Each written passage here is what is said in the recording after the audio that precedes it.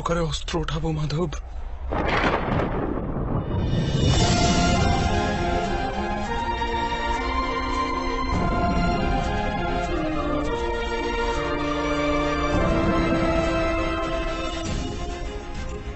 যাদের সেবা করা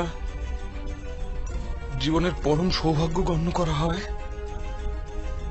সেখানে এমন পিতামহ, গুরু দ্রোণ, মামাশ্রী আর জ্যেষ্ঠ ভ্রাতাদের সম্মুখে অস্ত্র ধারণের সাহস নেই হৃদয় মাধব। ওদের বধ করে যদি আমার স্বর্গরাজ্য প্রাপ্তি হয়, সেটাও ব্যর্থ মাধব, সেটাও ব্যর্থ।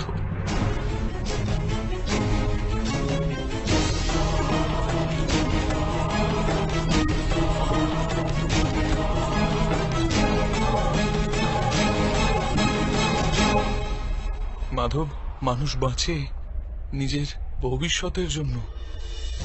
আমি এই সৈনিকদেরও দেখি মাধব, এই লক্ষ সৈনিকদের দেখি যখন, তখন ভাবি যুদ্ধের পশ্চাতে লক্ষ স্ত্রীলোক বিধবা হবে, লক্ষ শিশু অনাথ হবে। কাল যখন সমাজের নিয়ম ভঙ্গ হবে, তখন পরম্পরা শিক্ষণ দেওয়ার কেউ থাকবে না, বেদের জ্ঞান লুপ্ত হয়ে যাবে মাধব, গুরুকুল নষ্ট হয়ে যাবে, আর্যাবর্তের সুরক্ষা নষ্ট হয়ে যাবে, সব নষ্ট হয়ে যাবে মাধব, সব নষ্ট হয়ে যাবে।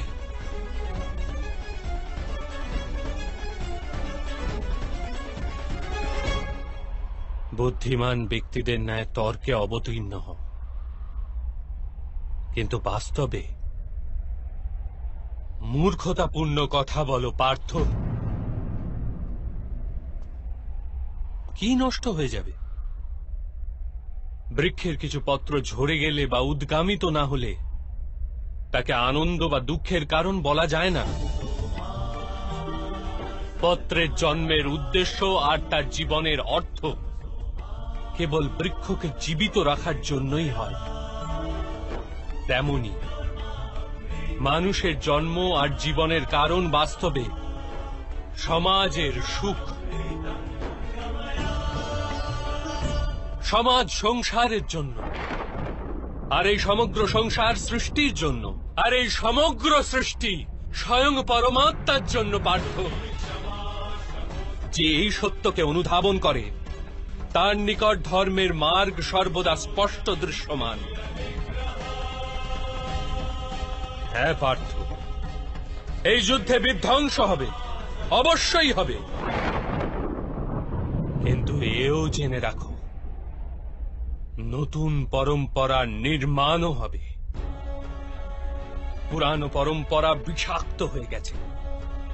1000 বর্ষ পূর্বে বেদ যেই ধর্মের স্থাপনা করেছিল তা আজ কেবল শব্দ হয়ে রয়ে গেছে। যে বর্ণ ব্যবস্থা মানুষের বুদ্ধির ওপর ভিত্তি করেছিল তা আজ মানুষের জন্মের ওপর নির্ভরশীল হয়ে গেছে। শোষণের মাধ্যম প্রস্তুত হয়েছে পার্থ।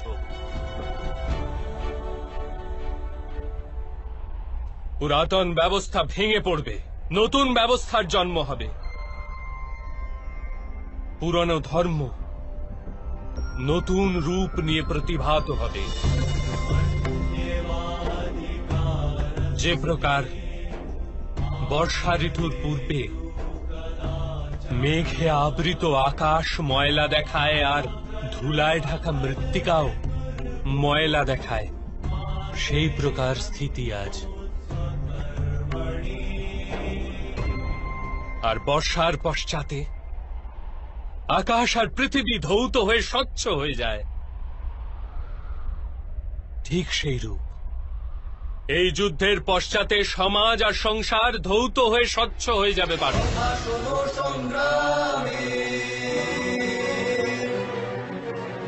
এই যুদ্ধের পশ্চাতে এই সংসার আর সমাজ স্পষ্ট হয়ে যাবে। সে কারণে মোহ ত্যাগ করো পার্থ, সমগ্র সংসারের কল্যাণের চিন্তা করো। অস্ত্র ওঠাও আর যুদ্ধ করো, অস্ত্র ওঠাও আর যুদ্ধ করো, অস্ত্র ওঠাও আর যুদ্ধ করো।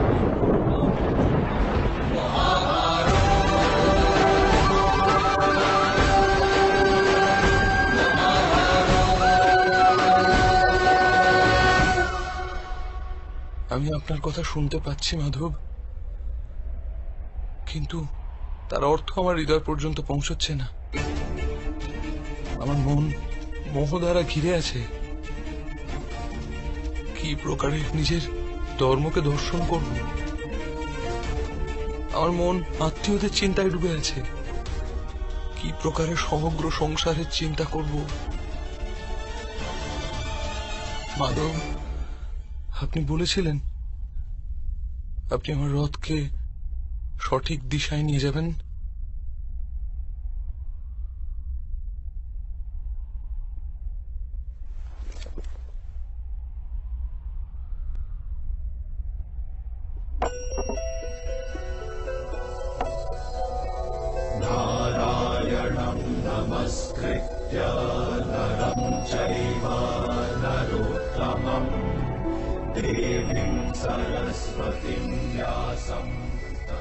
আমার আত্মার সারথি হয়ে আমার জীবন রথকে সঠিক মার্গে নিয়ে আসুন মাধব।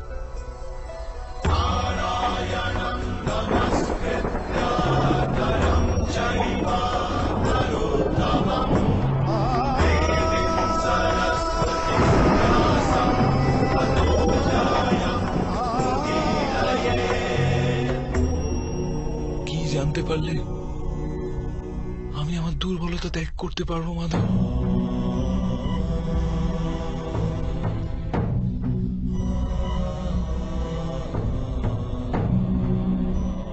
ওঠো পার্থ,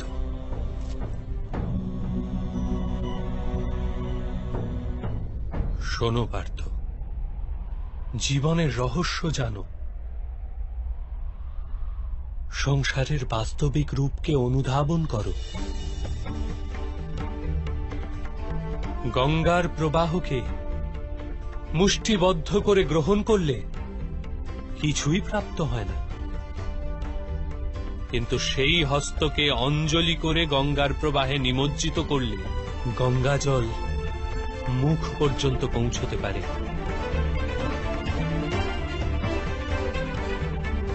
ভেবে দেখো পার্থ, অহংকারে মুষ্টিবদ্ধ করছো না সমর্পণের অঞ্জলি বানিয়েছ তুমি? এই জ্ঞানকে গ্রহণ করতে পারবে?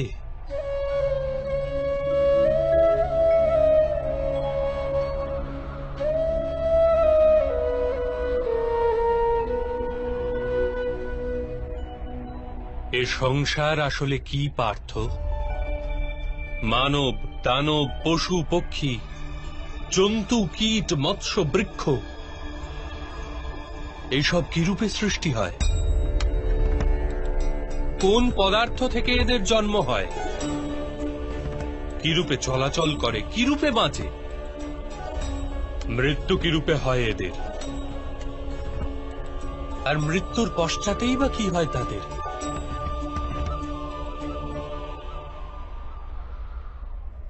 এই রহস্যকে চিন্তা করো পার্থ। মানুষের দেহ মৃত্তিকায় তৈরি হয়েছে মাধব। জল তার মধ্যে রক্ত হয়ে প্রবাহিত হয়, অগ্নি দেহকে তাপমাত্রা দেয়, আর দেহের বাকি অংশে আকাশ প্রকট হয়, অর্থাৎ ধরিত্রী, বায়ু, জল, অগ্নি আর আকাশ, এই পঞ্চমহাভূতেই শরীরের নির্মাণ হয়। অর্থাৎ মহামহিম গুরুদ্রোণ পৃথিবী, জল, বায়ু, অগ্নি আর আকাশ অপেক্ষা অধিক কিছুই নন। ধর্মজ্ঞানী ও পঞ্চভূতের মিশ্রণ, আর অধর্মী ব্যক্তিও। তুমি কার মোহ করছো পার্থ? মৃত্তিকার?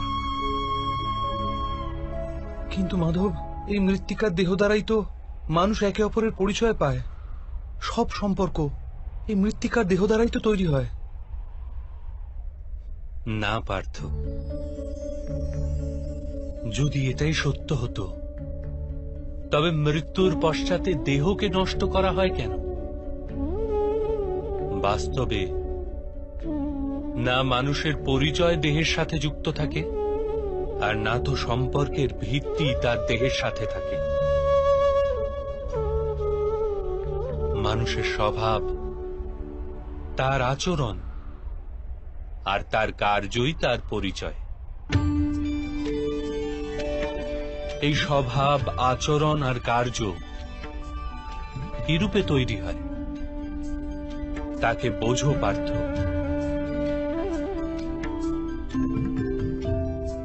মানুষের জীবন কেবল দৃশ্যমান আর অদৃশ্য পদার্থের মিলন মাত্র পার্থ, কিন্তু তথাপি প্রত্যেক মানুষের স্বভাব তথা কার্য ভিন্ন ভিন্ন প্রতিপন্ন হয়। এর কারণ হল সৃষ্টির 3 গুণ: তম, রজ আর সত্য। তা কিরূপে মাধব? তম শব্দের অর্থ অন্ধকার। ভালো মন্দের বিচার ব্যতীত জীবন নির্বাহ করাকে তামসিক আচরণ বলা হয়ে থাকে। যেরূপে পশু পক্ষী বেঁচে থাকে কেবল নিজের শারীরিক ইচ্ছাকে পূর্ণ করার জন্য। সত্য শব্দের অর্থ জ্ঞানের প্রকাশ।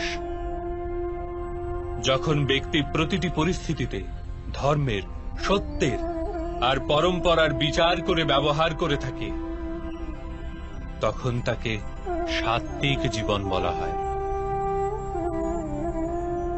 এই দুইয়ের অন্তঃস্থলেও এক প্রকার ব্যক্তি থাকে যার নিকট জ্ঞান তো আছে, কিন্তু শরীর আর মনের বাসনার সাথে আবদ্ধও রয়েছে। এরূপ ব্যক্তি রজগুণ অর্থাৎ অহংকারপূর্ণ মন নিয়ে বেঁচে থাকে। তম, রজ অথবা সত্যগুণের অধিক অথবা স্বল্প মাত্রার মেলবন্ধনে মানুষের স্বভাব তৈরি হয়।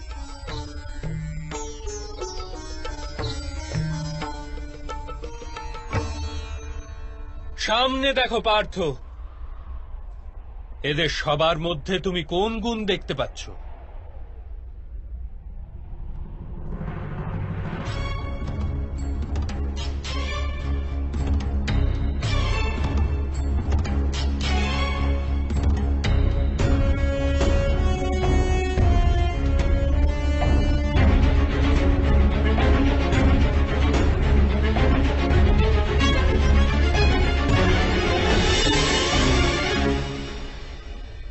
যুবরাজ দুর্যোধন ধর্ম জানেন, কিন্তু নির্বাহ করেন না। তার জীবনের মূল কেন্দ্র অহংকার, অর্থাৎ তার মধ্যে তমগুণ কম, রজগুণ অধিক আর সত্যগুণ পূর্ণতা পায়নি।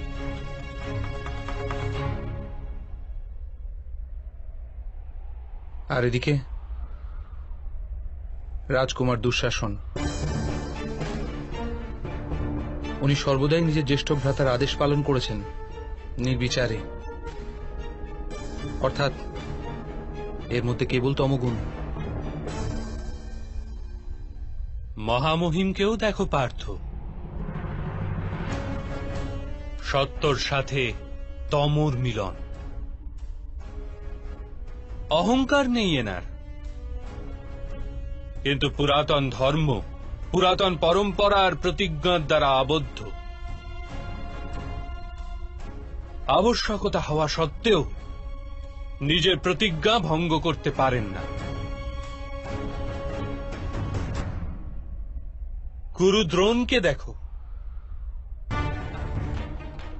জ্ঞান আর অহংকার দুইই আছে। জ্ঞান তো মানুষকে মুক্তি দান করে, কিন্তু এনার অহংকার এনাকে মুক্ত হতে দেয় না।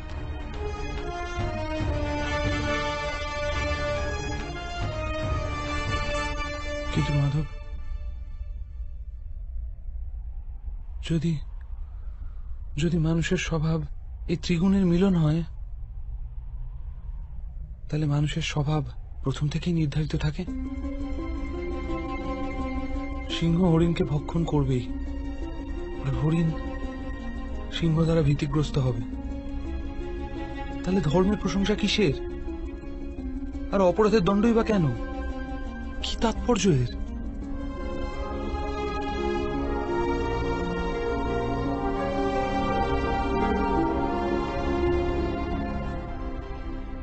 উত্তম প্রশ্ন করেছ পার্থ, কিন্তু প্রথমে মানুষ আসলে কি সেটা জেনে নাও। মানুষ কেবল পঞ্চ মহাভূত নয়, পঞ্চ পদার্থও নয়, পঞ্চ জ্ঞানেন্দ্রিয়, পঞ্চ কর্মেন্দ্রিয় তথা 3 গুণ, এরূপ 23টি বস্তুর মিশ্রণও নয়। মানুষের চলাফেরা তথা কার্য করার হেতু শক্তির আবশ্যকতা হয়ে থাকে, আর শক্তিকে চেতনা বলা হয়। তাহলে মাধব, মানুষ কি শুধুই চেতনা? না পার্থ, মানুষের চেতনার সাথে ওই 23টি বস্তুর সংমিশ্রণের নাম প্রকৃতি। 24টি বস্তুতে প্রস্তুত মানুষ নামক যন্ত্রে বসবাস করে পুরুষ, অর্থাৎ পরমাত্মার অংশ। তাকেই আত্মা বলা হয়। যখন প্রকৃতি আর পুরুষের মেল বন্ধন হয়, অর্থাৎ যখন পরমাত্মার অংশ আত্মা হয়ে দেহে বসবাস করে, তখন মানুষ জীবিত হয়। এই আত্মা কি মাধব? আরে কি জানার কি উপায়?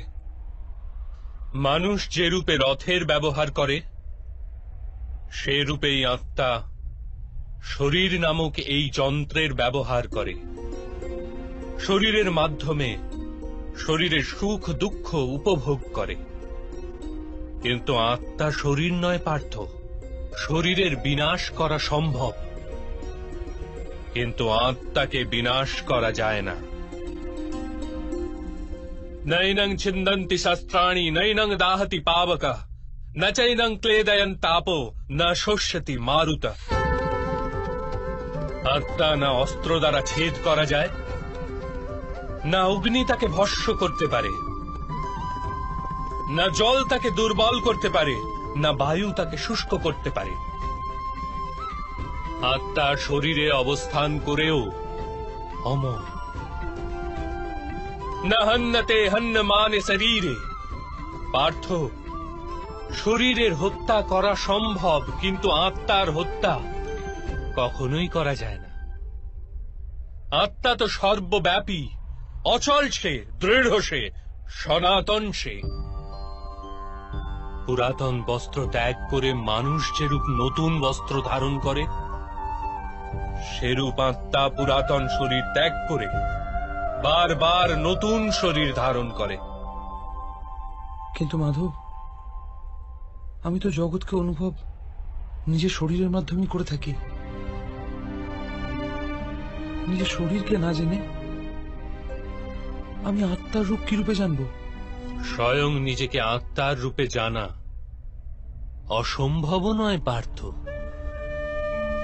অন্ধও বাঁচে, মূকও বাঁচে, যার কাছে হস্তপদ নেই তারাও জীবন ধারণ করে। সুতরাং একথা স্পষ্ট যে কেবলমাত্র শরীরই মানুষ নয়। যে ব্যক্তি চেতনা হারিয়ে ফেলে, যে মূর্ছিত হয়ে পড়ে, সেও জীবিতই থাকে। এই হেতু স্পষ্ট যে মানুষের চেতন গুণ কেবলমাত্র শরীর নয়।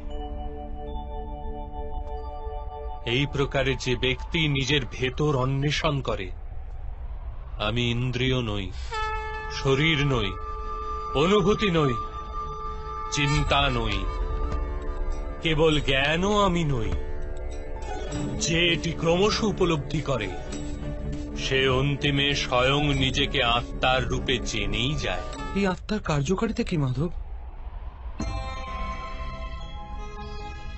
যখন পরম ব্রহ্মের বিভাজন হল, পুরুষ তথা প্রকৃতি সৃষ্টি হল, তখন পুরুষ অর্থাৎ পরমাত্মার অংশ আত্মার রূপ ধারণ করে প্রকৃতির প্রত্যেক বস্তুতে বসবাস করলেন। সেই আত্মাকে মোহ তথা অন্ধকার ঘিরে ধরেছিল পার্থ। সেই মোহনিদ্রা থেকে জাগ্রত হয়ে স্বয়ং নিজেকে পরমাত্মার অংশ হিসেবে জানাই আত্মার কর্তব্য, উদ্দেশ্য এবং জীবন কার্য। কিন্তু মাধব, যদি প্রত্যেক আত্মা পরমাত্মার অংশ হয়, তাহলে কি উন্নতি আর অধোগতি স্বয়ং পরমাত্মা করেন? যে প্রকার আবর্জনায় পতিত রত্ন চকচক করে না, সেই রূপেই প্রকৃতির 24টি পদার্থে ঘেরা আত্মারও বিস্মরণ ঘটে যে সে পরমাত্মারই অংশ বিশেষ। অধিকতর আত্মা নিজের দেহকেই সবকিছু বলে গণ্য করে, স্বয়ং দেহ থেকে যে ভিন্ন সেটা জানতেই পারে না। শরীরের যে দুঃখ, সুখ, স্বাদ, গন্ধ আদির অনুভব হয়, তাকেই নিজের অনুভব মেনে নেয়, আর পরিবর্তনের প্রয়াসই করে না।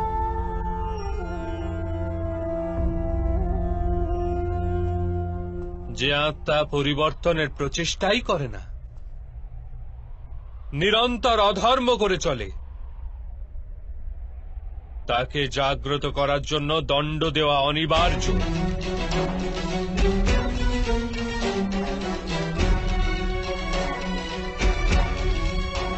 তুমিও এটা জেনে নাও পার্থ, যে তুমি কোনো শরীর নও, কেবলমাত্র এক আত্মা। এই রণভূমিতে পরিলক্ষিত প্রত্যেক যোদ্ধা তা নয় যা তুমি ওদের গণ্য করছো। কিছু সময়ের জন্য এরা শরীরে বাস করেছে মাত্র, এদের শরীরের মৃত্যু হবে, কিন্তু এরা সবাই অমর। সে পুনরায় নতুন শরীর ধারণ করবে। যতক্ষণ স্বয়ং নিজেকে শুদ্ধাত্মা রূপে না জানবে, যতক্ষণ অধর্মকে ত্যাগ করে ধর্মে দৃঢ় না হবে, ততক্ষণ এরা জন্মাতে এবং মরতেই থাকবে। এটি ব্রহ্মবিদ্যার প্রথম পাঠ পার্থ। যে জন্মেছে সে অবশ্যই মরবে, আর যে মারা যায় সে অবশ্যই পুনরায় জন্ম নেবে। এই মহাজ্ঞানকে সাংখ্য যোগ বলা হয়।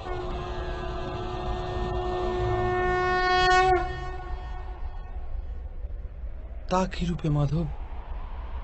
যে মার্গে গমন করে মানুষ স্বয়ংকে আত্মা রূপে দেখতে পায়, পরমাত্মার অংশ রূপে স্বয়ং নিজেকে জানতে পারে, সেই মার্গকেই ধর্ম বলে।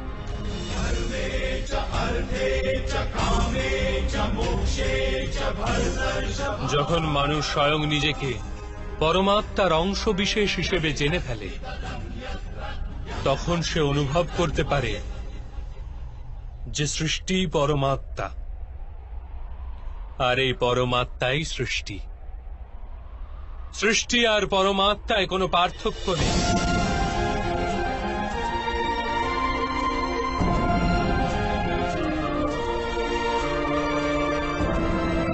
যে মানুষ এটি জানতে পারে, সে অন্য মানুষ ও প্রাণীদের প্রতি নির্দয় বা কঠোর হয় না। সে এটি জানে যে জিহ্বা কাটলে পীড়া কেবল জিহ্বার হয় না, তার অনুভূতি সমগ্র শরীরের হয়। ঠিক সেরূপেই একজন মানুষের পীড়া হলে সমগ্র সংসার সেই পীড়া অনুভব করে।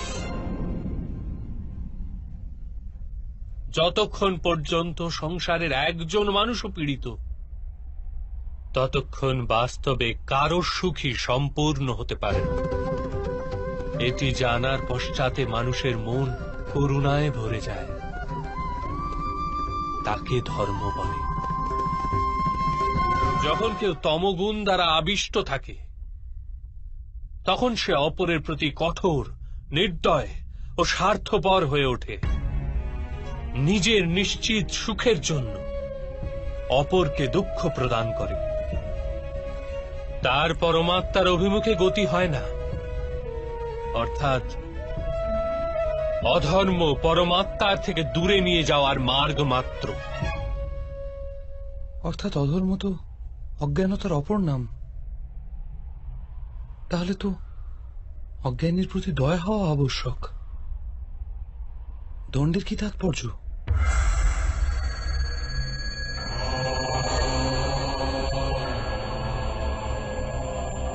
অজ্ঞানী যখন জ্ঞানের মূল্য জানার জন্য প্রস্তুত হয় না, জ্ঞানের উপর দৃষ্টিদানেও প্রস্তুত হয় না, তখন দণ্ড প্রদানই দয়া।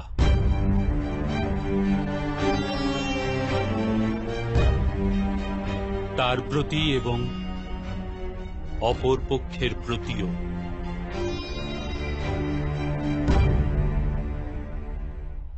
সৃষ্টির গতি সর্বদাই পরমাত্মার অভিমুখে হোক, এটিই অনিবার্য।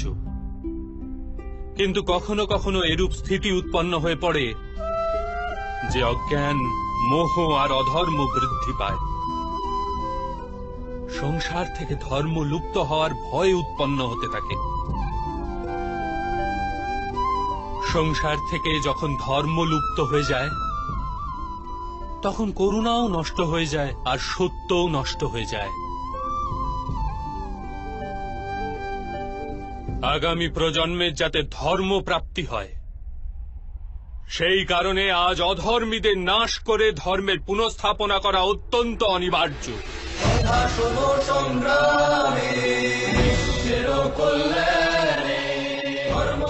আজও এইরূপ স্থিতি উপস্থিত পার্থ, আর ধর্ম স্থাপনার কর্তব্য তোমারই।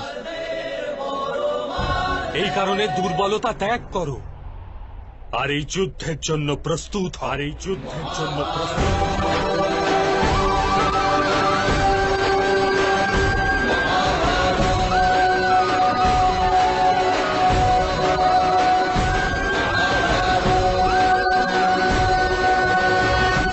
কিন্তু আমার হস্তে হত্যা হবে মাধব। আমার কারণে কারো প্রাণ চলে যাবে, তাহলে আমার অন্তরের করুণার বিনাশ ঘটবে না? আর যদি ধর্মের মূল ভিত্তি করুণা হয়, তাহলে আমার আত্মা অধর্মী হয়ে যাবে না?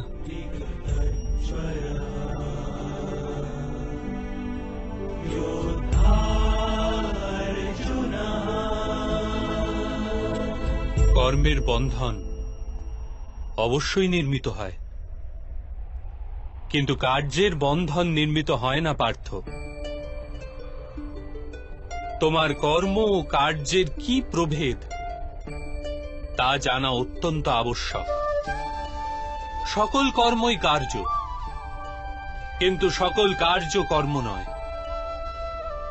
কর্ম সেই কার্যকে বলে যার সাথে ফলের আশা জড়িয়ে থাকে।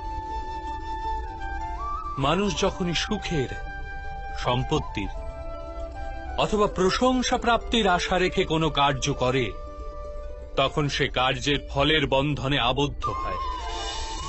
যখন কোনো কর্ম ফলের আশা নিয়ে করা হয়, তখন তাকে সকাম কর্ম বলা হয়। আর যখন কোনো কর্ম কোনো ফলের আশা ব্যতি রেখে করা হয়, তখন তাকে নিষ্কাম কর্ম বলা হয়। এই কারণেই তাকে বারংবার জন্মগ্রহণ করতে হয়। বাস্তবে মানুষ কোনো কর্মবন্ধনে আবদ্ধ হয় না, কর্মের সঙ্গে যুক্ত ফলের আশায় সে আবদ্ধ হয়। কিন্তু মাধব, যদি এই যুদ্ধে তোমার বিজয়ী হওয়ার আশা থাকে, তবে পরাজিত হলে তোমার ভীষণ দুঃখ হবে। আর সেই দুঃখ তোমাকে দিয়ে অপর কোনো কার্য করাবে, যার কারণে তোমাকে পুনরায় জন্ম নিতে হবে।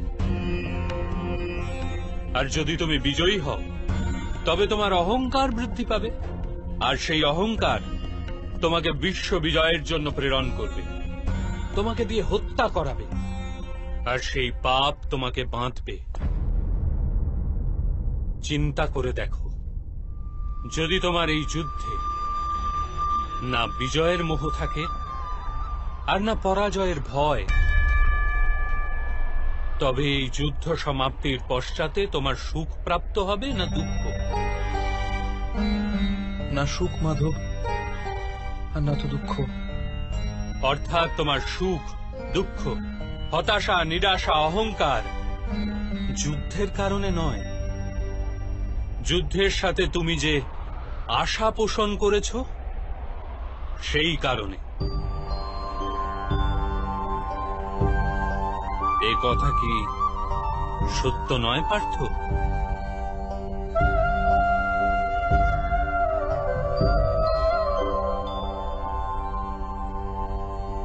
সুখ দুঃখে সবে কৃত্বা লাভা লাভৌ জয়া জয়ৌ তত যুদ্ধায় যুজ্জস্ব নেবং পাপ মবাপসসি। অর্থাৎ সুখ দুঃখকে সমান গণ্য করে লাভ হানি জয় পরাজয়ের বিচার না করে যদি তুমি যুদ্ধ করো কৌন্তেয়, তাহলে তুমি পাপের ভাগীদার হবে না। একেই কর্মযোগ বলে। যে সাংখ্য জ্ঞান প্রাপ্ত করে নেয় সে এটি জানতে পারে যে সে শরীর নয়, কেবল এক আত্মা মাত্র।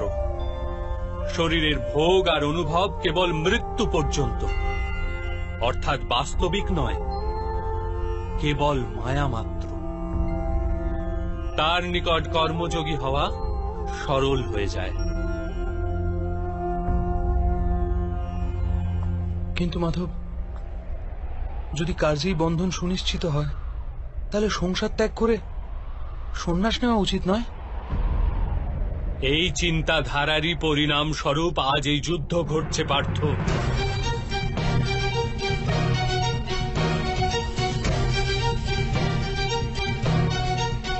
ভেবে দেখো, যখন সত্যগুণ বিশিষ্ট ধর্মজ্ঞানী ব্যক্তি কর্মকে ত্যাগ করে, তখন অধর্মের অধিকারী ব্যক্তি সংসার চালায়।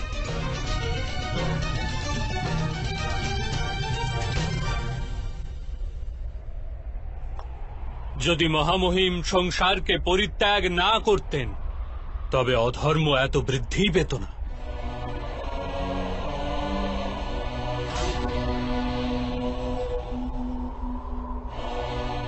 আর তোমার পিতা যদি সন্ন্যাস গ্রহণ না করতেন, তবে আজ ভ্রাতা যুধিষ্ঠির সুখে রাজকার্য করতেন।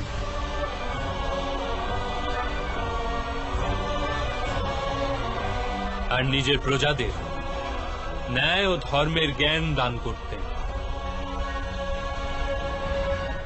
কিন্তু এটি দুঃখজনক কথা পার্থ, যে সত্যগুণের অধিকারী ব্যক্তি সংসারকে লাভ দিতে পারে, কিন্তু সেই সন্ন্যাসের কথা চিন্তা করে। যেরূপে জল তো বাষ্প হয়ে উড়ে যায়, আর আবর্জনা আবর্জনা সেখানেই পড়ে থাকে, ঠিক সেই রূপ সত্যগুণী সৎ ব্যক্তি তো সংসারকে ত্যাগ করে দেন, আর তমগুণযুক্ত অধর্মী লোক সংসারের সকল কার্য করতে থাকে। এই কারণেই সংসারে পাপ আর অধর্ম বৃদ্ধি পায়।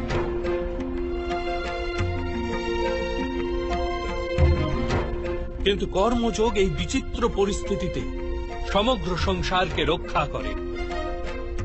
কর্মযোগী ফলের আশা ত্যাগ করে, কিন্তু কর্মকে ত্যাগ করে না। সেই সংসারেই বসবাস করে সন্ন্যাসীর ন্যায়, সমস্ত কার্য করে, কিন্তু তাতে লিপ্ত হয় না। কর্মযোগী নিজের সন্তানের থেকে, স্বজনের থেকে, নিজের প্রজার থেকে কোনো আকাঙ্ক্ষা অথবা আশা রাখে না। স্বয়ং তার সন্ন্যাসের লাভ হয়, কিন্তু সমাজকে সংসারের ন্যায় লাভ প্রদান করে। মানুষ নিজের সন্তানের সুখের জন্য শ্রম করে মাধব, নিজের সন্তানের নিকট সুখের আশা করবে না। মানুষ নিজের সন্তানের জন্য যাই করে থাকে, তা কি ব্যবসা নাকি প্রেম পার্থ? প্রেম মাধব। তাহলে নিজের কার্যের প্রতি ফলের আশা কেন পার্থ? ভবিষ্যতের লাভ তো ব্যবসায় দেখা হয়, প্রেমে নয়। যে মানুষ নিজের সন্তানের চরিত্র নির্মাণ উচিত রূপে করে, সন্তানদের প্রেম ও ধর্মের সংস্কার দিয়ে থাকে, তার সন্তানেরাও তাকে প্রেম ও সুরক্ষা অবশ্যই দেয়। সন্তানদের কর্ম, স্বজনদের ব্যবহার তাদের কর্ম পার্থ। আর যখন তাদের কর্মের উপর আমাদের কোনো অধিকার থাকে না, তাহলে তাদের নিকট আশা আকাঙ্ক্ষা রাখার কি প্রয়োজন? যদি গভীরভাবে চিন্তা করো পার্থ, তবে শীঘ্রই জেনে যাবে যে জীবনে এমন কোনো কার্যই নেই যার সাথে আশা এবং আকাঙ্ক্ষা যুক্ত করা অনিবার্য।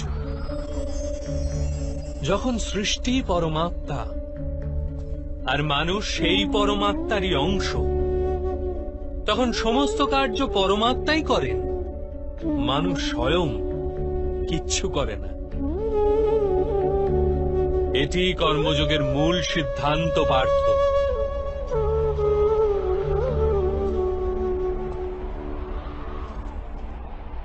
তোমাকেও কর্মযোগী হয়ে এই যুদ্ধে অংশগ্রহণ করতে হবে পার্থ। ত্রেগুণিয়া বিশ্বা বেদা নিস্ত্রেগুণো ভবার্জুন নির্দ্বন্দ্ব নিত্য সত্ত্বস্থ নির্যোগ ক্ষেম আত্মবান। তিনটি গুণ পরিত্যাগ করে নির্গুণ হয়ে যাও পার্থ। এই দ্বন্দ্ব থেকে মুক্ত হয়ে যাও। সর্বদা সত্য অর্থাৎ পরমাত্মায় বুদ্ধি প্রয়োগ করে কর্তব্য নির্বাহ করতে থাকো। কিছু প্রাপ্তি লাভের আশা আর কিছু প্রাপ্ত বস্তুকে সংরক্ষণ করার চিন্তা পরিত্যাগ করো পার্থ, আর নিজের আত্মাকে স্বতন্ত্র করো।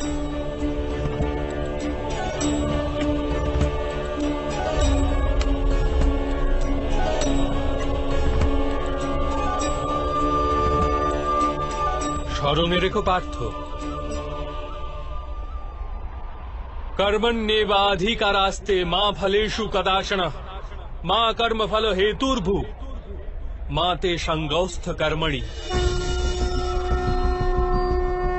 তোমার অধিকার তো কেবলমাত্র কর্ম করার জন্য, ফল তো ঈশ্বরের হস্তে। এই কারণে না তো কর্ম থেকে পলায়ন করা উচিত, আর না তো কর্মফলের আশা করা উচিত।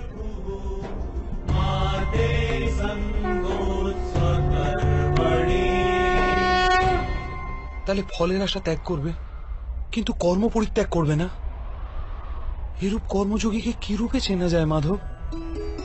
विश्या विनिवर्तन्ते निराहारस्य देहिन रसवर्जं रसयापस्य परं दृष्ट्वा निवर्तते। শোনো পার্থ, যে স্বাদ থেকে মুক্তি পাওয়ার জন্য আহারকেই ত্যাগ করে, বাস্তবে তার মন থেকে স্বাদের লালসা কখনোই যায় না। তার দু প্রকারের হানি হয়।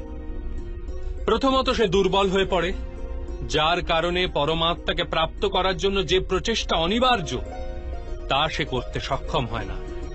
আর দ্বিতীয়ত, সর্বদাই তার মন স্বাদ গ্রহণের লালসায় পূর্ণ থাকে। এই হেতু আহার ত্যাগের চেয়ে উত্তম কার্য স্বাদ গ্রহণের লালসাকেই ত্যাগ করে ফেলা। কর্মযোগী নিজের মনের সমস্ত লালসাকে নিষ্কাশন করে, জীবনকে কর্তব্য গণ্য করে কার্য অবশ্যই করে, সেই কার্যে আবদ্ধ হয় না। অর্থাৎ যে ব্যক্তি নিজের কার্য থেকে আশা আর আকাঙ্ক্ষা রাখে না, তারই কার্য পূর্ণ হয়। একবার বিফল হয়েও যার মন টলে না, একবার সফল হয়েও যে ব্যক্তি নিজেকে সর্বশ্রেষ্ঠ গণ্য করে না, এইরূপ ব্যক্তিকেই কর্মযোগী বলা হয়। আর এইরূপ ব্যক্তি জীবনে বারংবার সফল হয়।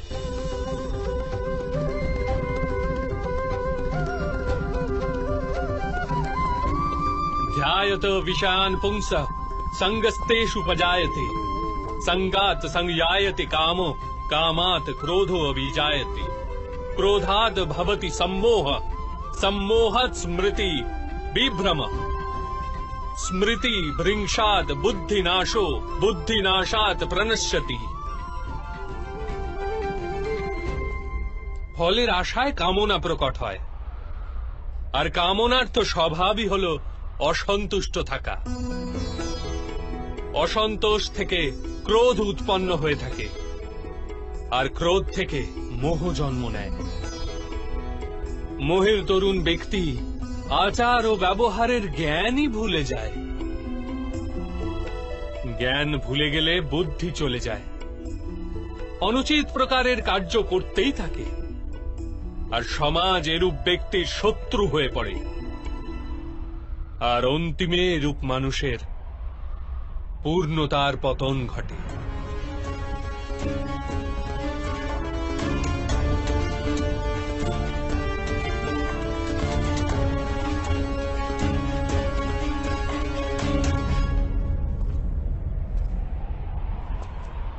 যেরূপ ভ্রাতা দুর্যোধন, তার সেনাপতি মহামহিমী তার শত্রু, আর উনি তোমাকে বিজয়ের আশীর্বাদ দিয়েছেন।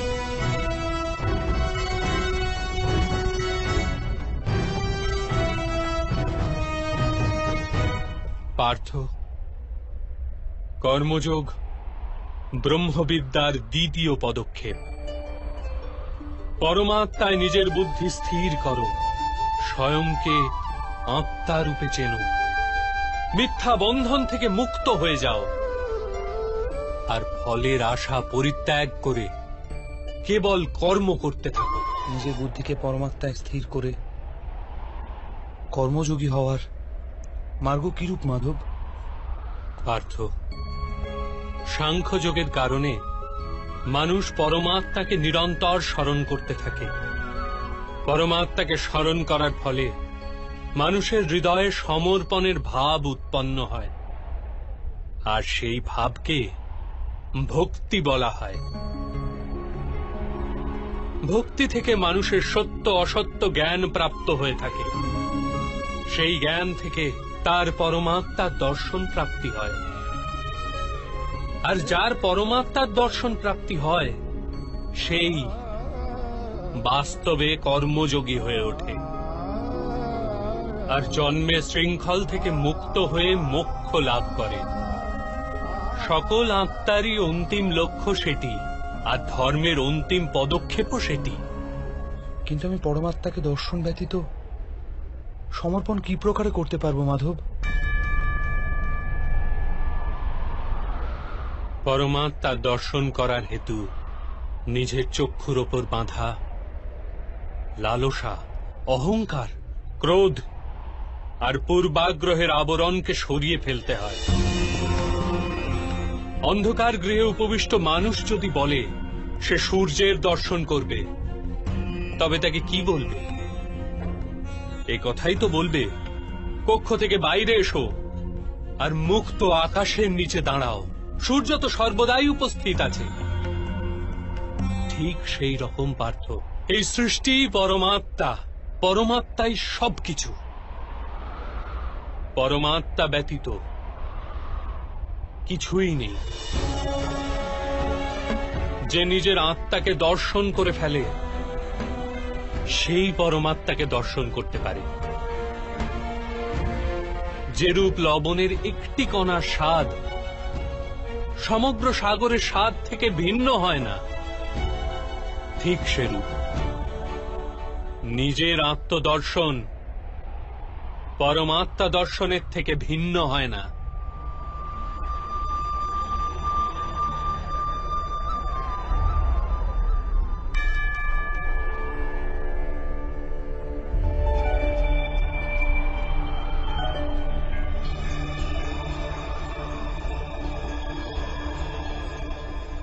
অর্থাৎ মাধব, আপনিও কি পরমাত্মা?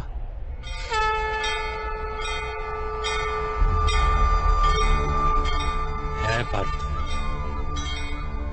আমি পরমাত্মা। যেরূপ তুমিও পরমাত্মা, কেবল তুমি এখনো জাগ্রত হওনি, আর আমি এটি জেনে ফেলেছি। ধর্মস্য তদাত্মানং সৃজাম্যহম। তাহলে মাধব, আপনার প্রতি সমর্পণ ঈশ্বরের প্রতি সমর্পণ কেন হয় না? অবশ্যই আমার প্রতি সমর্পণই পরমাত্মার প্রতি সমর্পণ। सर्वधर्मान परित्यज्य मामेक शरणं ব্রজ। সমগ্র জগতে ত্যাগ করে আমার শরণাগত হও পার্থ।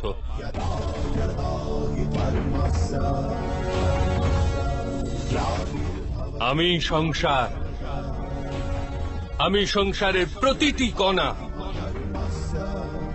আমি সূর্য আর আমি চন্দ্র, আমি নক্ষত্র আর আমি সমস্ত গ্রহরাজি। আমি সূর্য অপেক্ষাও অধিক পুরাতন আর বৃক্ষে বিকশিত কুড়ি অপেক্ষাও নূতন। আমি সমগ্র মনুষ্য জাতি, আমি স্বর্গ এবং নরক ধারণকারী শক্তি। আমি দুর্যোধন,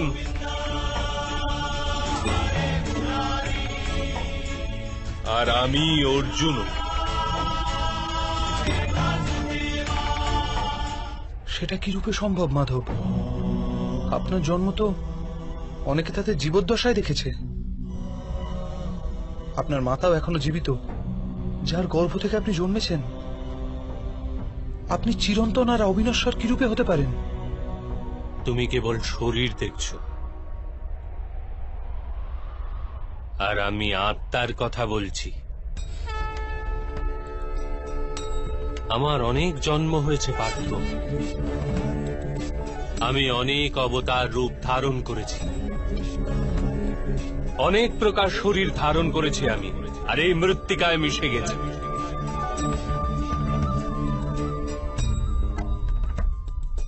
আর আগামীতেও আমি বারংবার জন্ম নেব।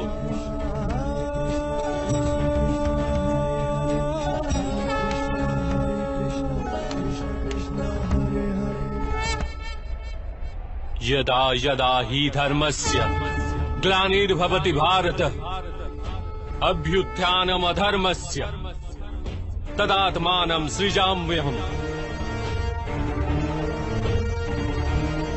परित्राणाय साधूनां विनाशाय च दुष्कृतां धर्म संस्थापनार्थाय संभवामि युगे युगे।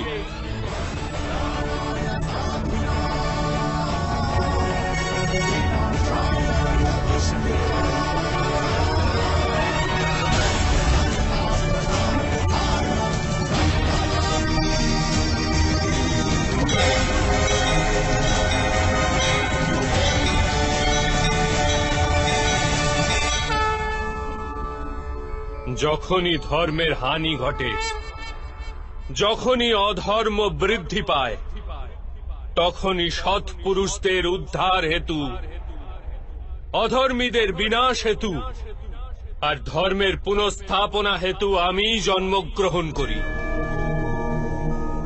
এ প্রত্যেক যুগে হয়ে আসছে, আর আগামীতেও এই রূপই হবে।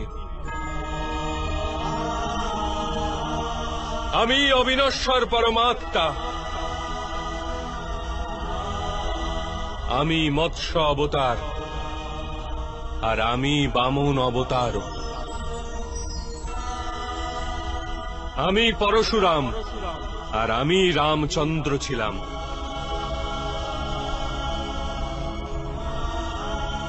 আমি ব্রহ্মা, বিষ্ণু আর মহেশ্বর, আর আমি সরস্বতী, কালী এবং লক্ষ্মীও।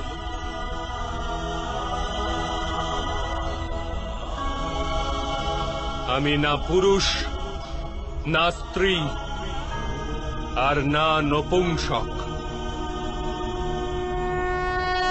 আমি না শরীর, না শরীরের অংশ।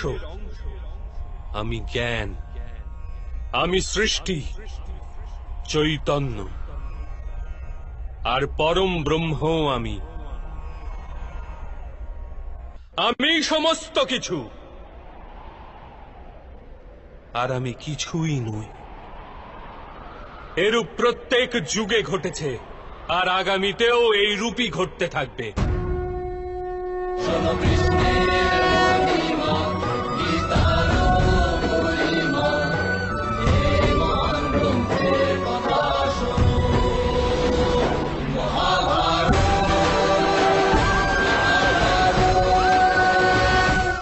যখন তুমি আত্মজ্ঞান প্রাপ্ত করবে পার্থ, স্বয়ংকে আমার সাথে যুক্ত করতে পারবে।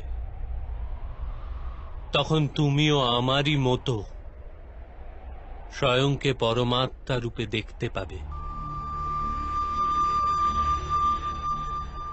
কিন্তু সেই পদ প্রাপ্তি করার হেতু আমার প্রতি সম্পূর্ণ সমর্পণ অনিবার্য। সমর্পণ কি মাধব? সমর্পণ মনের এরূপ স্থিতির নাম যখন মানুষ নিজের সমস্ত সংকল্প ত্যাগ করে দেয়, স্বয়ং এর জন্য কোন রূপ সিদ্ধান্ত অথবা প্রতিজ্ঞা করে না। যে প্রকারের কার্য তাকে প্রদান করা হয় সেই প্রকারের কার্যই করে যায়।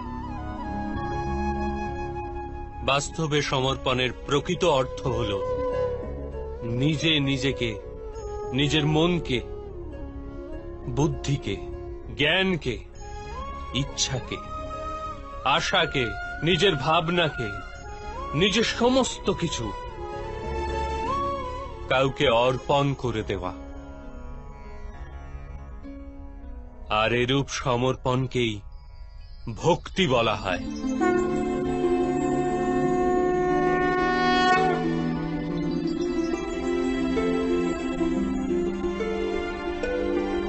পত্নীর সমর্পণ পতির ওপর থাকে, একজন যোদ্ধার সমর্পণ থাকে সেনাপতির ওপর,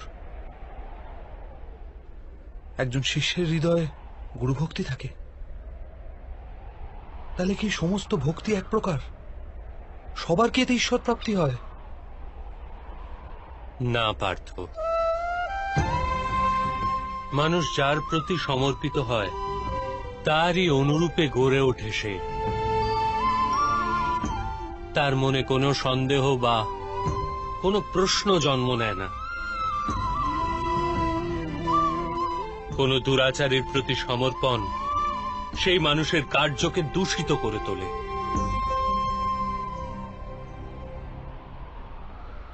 অঙ্গরাজ কর্ণ ধর্ম সম্বন্ধে জ্ঞাত হওয়া সত্ত্বেও দূত সভায় পাঞ্চালীর প্রতি অপশব্দ প্রয়োগ করেছিল।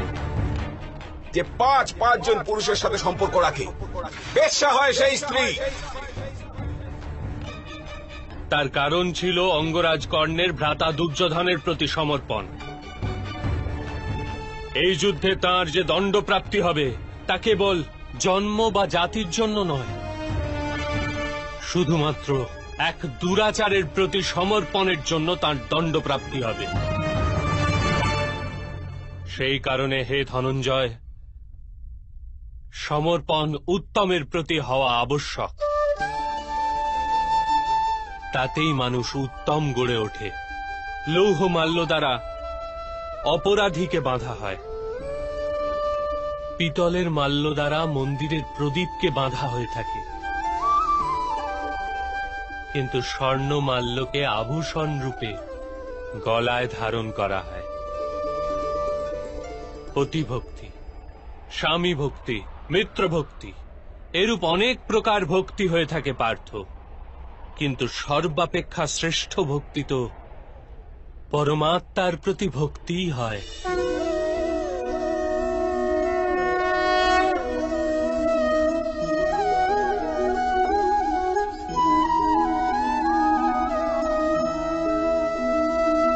কিন্তু পরমাত্মার ভক্তির সাথে সাংখ্য আর কর্মযোগের কি সম্পর্ক?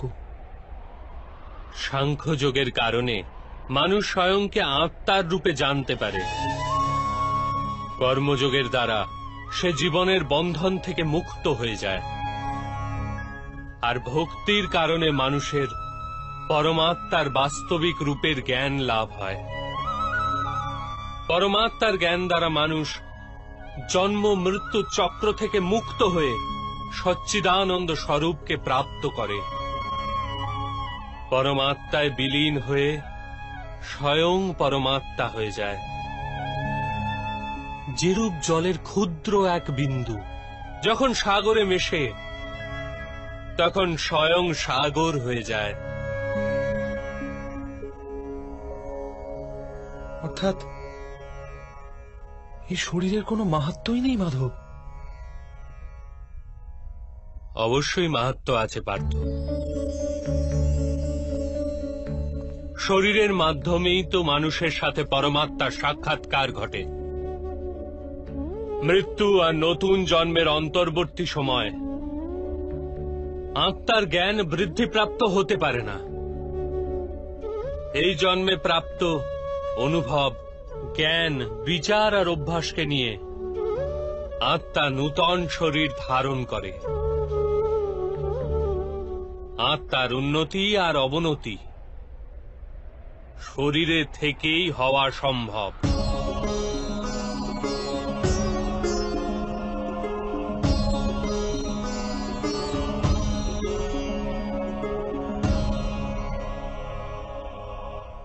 কিন্তু মাধব, এখানে উপস্থিত ব্যক্তিদের বধ করে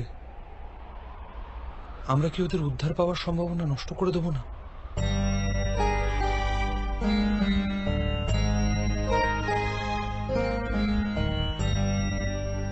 তোমার শত্রুগণ ধর্মের মর্যাদা অতিক্রম করেছে পার্থ।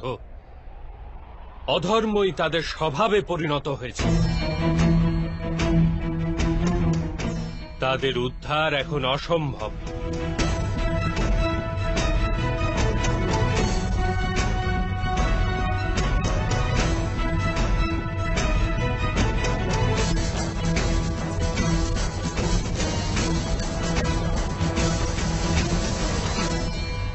অপরাধীদের একটি নির্দিষ্ট সীমা অবধি অপরাধের সুযোগ দেওয়া যেতে পারে।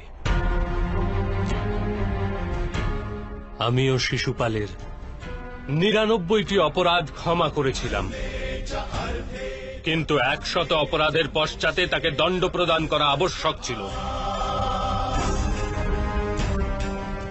অপরাধীকে যদি অপরাধ করতে দেওয়া হয় তবে তাতে তার অধিক থেকে অধিকতর পতন ঘটে।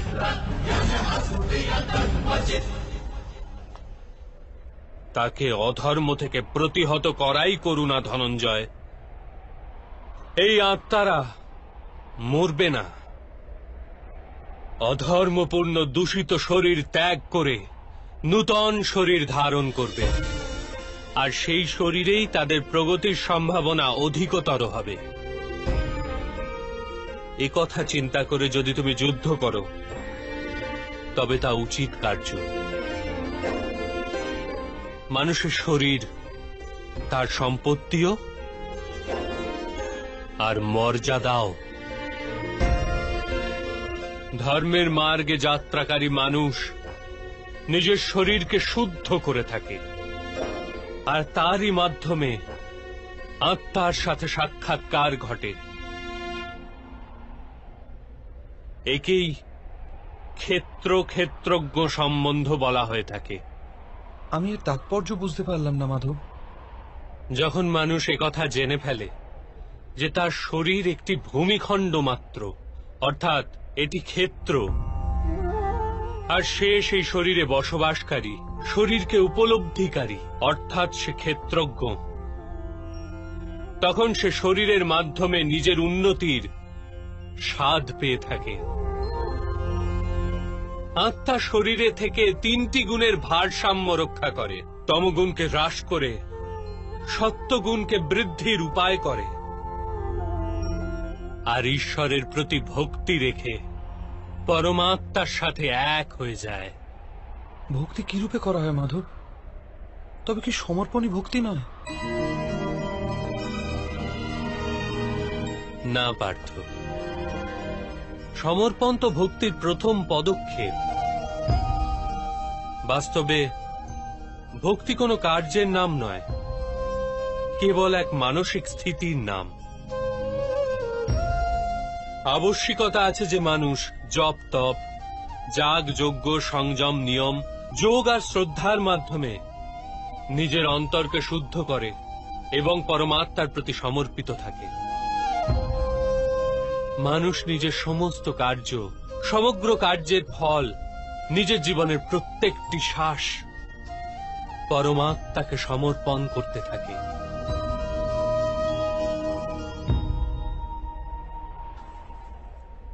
যদি ভক্তি কেবল মানসিক স্থিতি, তবে জপ তপ আদি কি মাহাত্ম্য মাধব?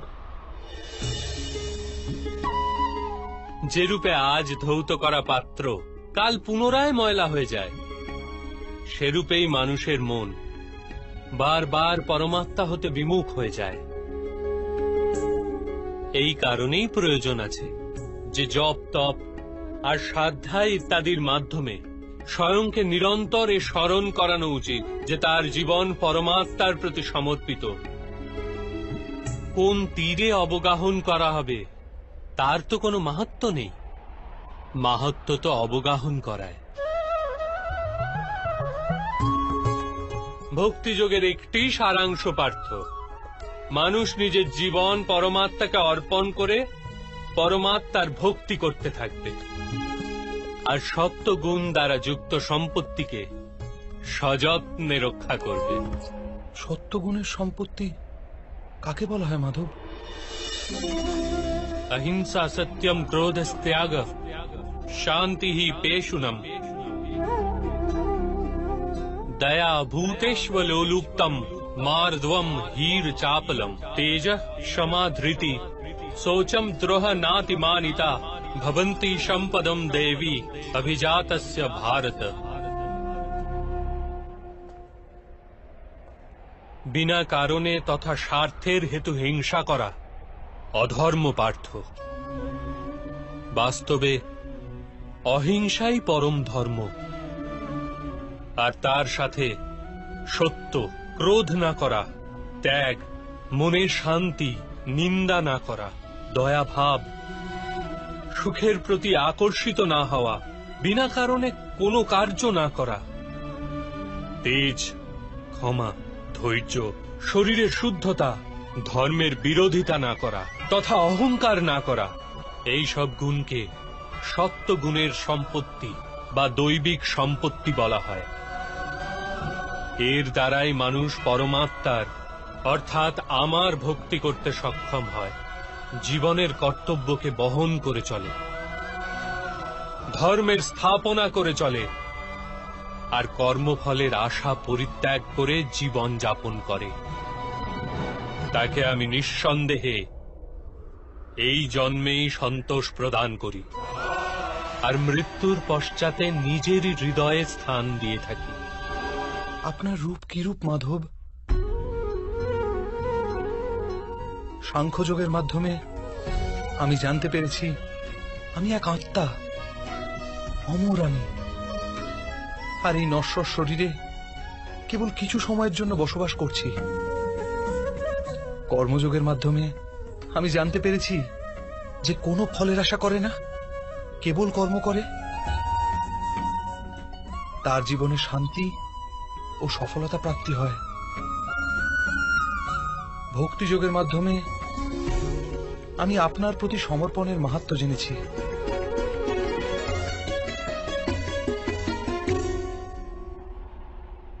কিন্তু মাধব, আপনিই বলেছিলেন এখানে প্রতিটি স্থানে মানুষ নয়, কেবল পরমাত্মা আছে।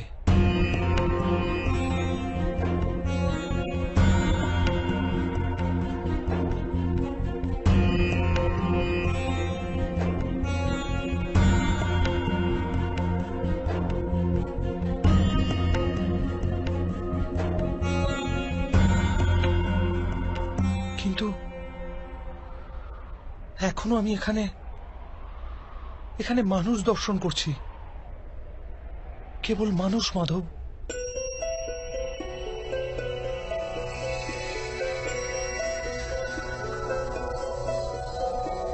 नारायणं नमस्कृत्य नरं चैव नरोत्तमं देवीं सरस्वतीं व्यासं ततो जयमुदीरये। আমি আপনার বাস্তব রূপ দর্শন করতে চাইছি মাধব। আপনার শক্তি, আপনার জ্ঞান, তেজ, ঐশ্বর্যময় পরমাত্মা স্বরূপকে প্রত্যক্ষ দর্শন করতে চাইছি মাধব। আমাকে আপনি অবিনাশী স্বরূপের দর্শন দিন মাধব। আমার সমস্ত সন্দেহের অবসান ঘটান।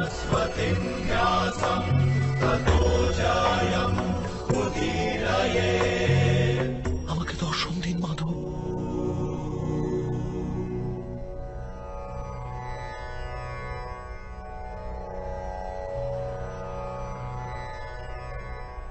দেখো পার্থ,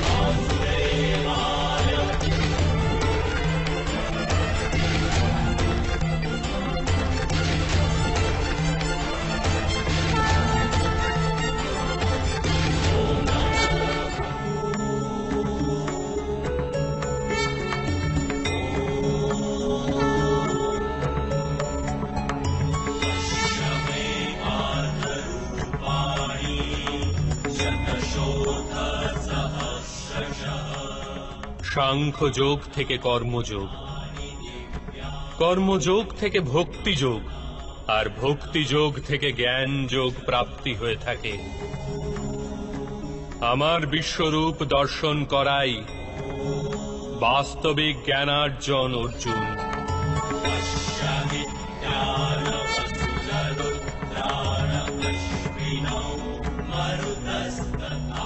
এই একমাত্র জ্ঞান, যা বিশ্বের সমস্ত জ্ঞান ও বিজ্ঞানের মূলাধার। এই জ্ঞানই মুক্তি প্রদান করে। দেবতাদেরও যে দর্শন সহজভাবে প্রাপ্ত হয় না, এরূপ বাস্তবিক রূপ আমি তোমাকে দর্শন করাচ্ছি অর্জুন।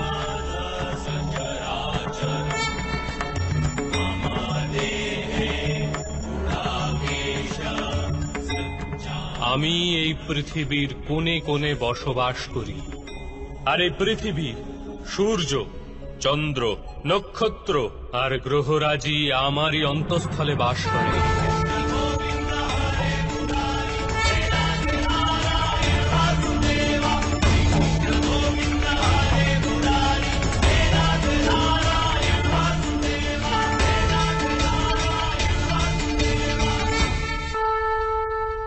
আমি সত্য, আমি সম্পূর্ণ, আমি জীব, আর আমি শিব।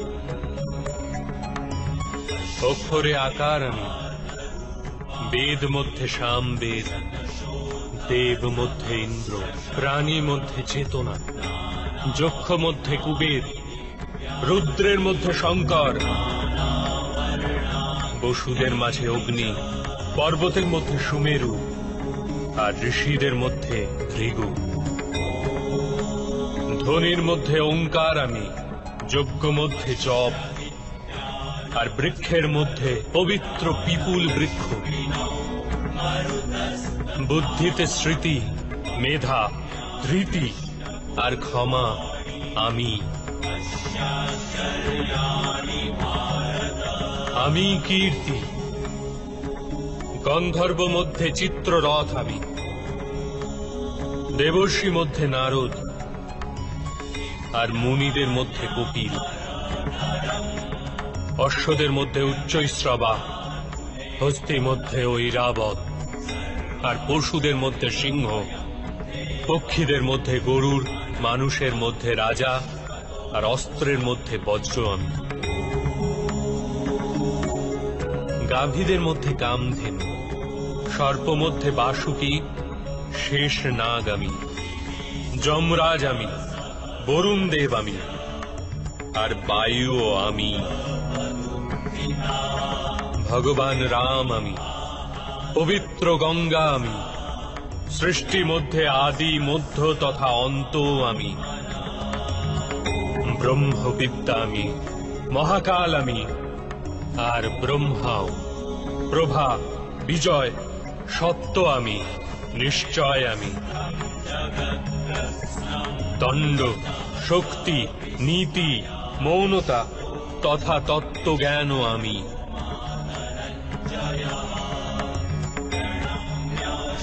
বাসুদেব আমি, অর্জুন আমি, বেদ ব্যাস আমি। এরূপ কিছুই নেই যা আমি নই। এরূপ কোন স্থল নেই যেখানে আমি নেই। আমি সময়, আর আমি জীবন ও মৃত্যু অর্জুন। এখানে উপস্থিত সমস্ত মানুষের মৃত্যু হয়ে দাঁড়িয়ে আছে।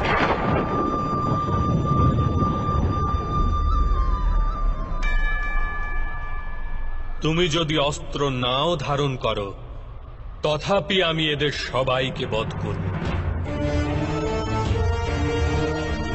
এই হেতু মোহকে ত্যাগ করো, আর নিজের কর্তব্যকে দেখো। ধর্মের ভার ওঠাও, গান্ডীব ধারণ করে স্বর সন্ধান করো। যুদ্ধ করো অর্জুন, যুদ্ধ করো।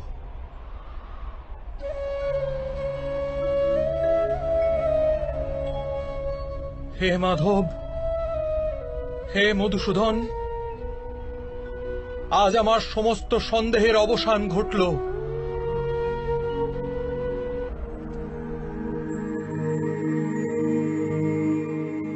ব্যর্থ চিন্তা এ জীবনে, ব্যর্থ যে মৃত্যু ভয়, আত্মাকে না স্পর্শ করে অস্ত্র অগ্নি জরা সময়।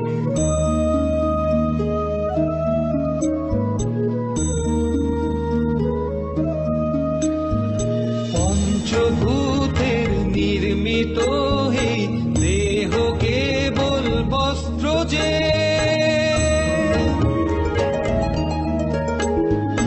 পঞ্চভূতের নির্মিত এই দেহ কেবল বস্ত্র যে, আত্মারই সঠিক ঠিকানা বাস্তবে অন্যত্র যে।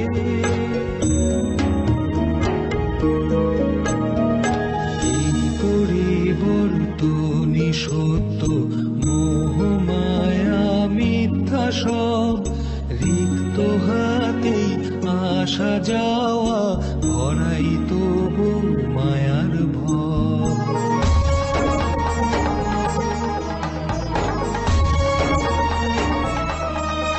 সৃষ্টিতে ঈশ্বরেরই বিকাশ, তার বাধার বৃথা জল্পনা। কালের নিয়ম মন্দ ভালো সবই তার পরিকল্পনা।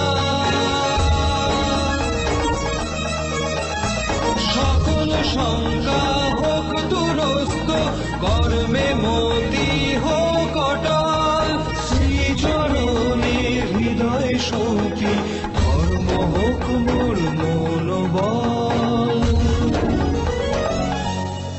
ব্যর্থ চিন্তায় জীবনের ব্যর্থ যে মৃত্যু ভয়, আত্মাকে না স্পর্শ করে অস্ত্র অগ্নি